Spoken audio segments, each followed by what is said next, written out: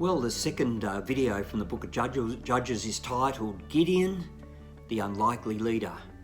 And when God called him out, or when an angel appeared to him, he was hiding in the rocks from the Midianites, another nation that had taken all the crops and chased off the nation. And Gideon, his words were, and I've said this a few times when God called him, "Who, me?" Gideon said, "I'm the lowest nation. I have nothing going for me." And God said, "You're it, you mighty man of God." You see, God saw Gideon as he really was, not as Gideon saw himself. And if God's called you, then you're the leader. And I was a very unlikely leader, as was Gideon, and as was most of us. But people buy into leaders. That's one of the things I've learned on the journey, that if you show leadership, if you are talking way forward, you've got the vision, and people buy into vision. And there are processes you've got to take them through to engage with that.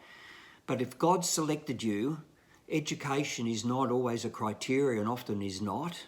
You need to learn, you need to grow, you need to build knowledge and things like that, but it's not always a criteria for God selecting people.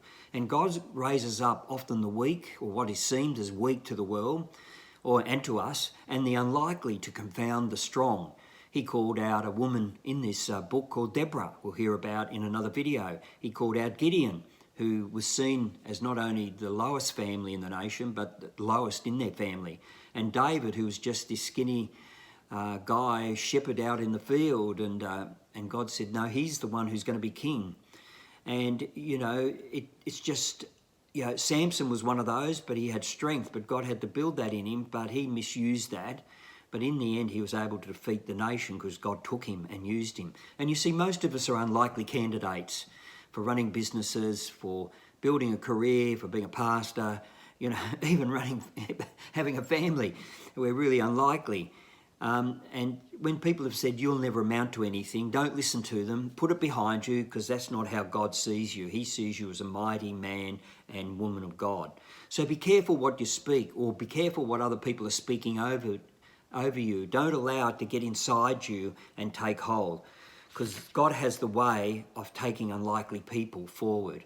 And usually most of us are very unlikely that he takes, and he does great things through.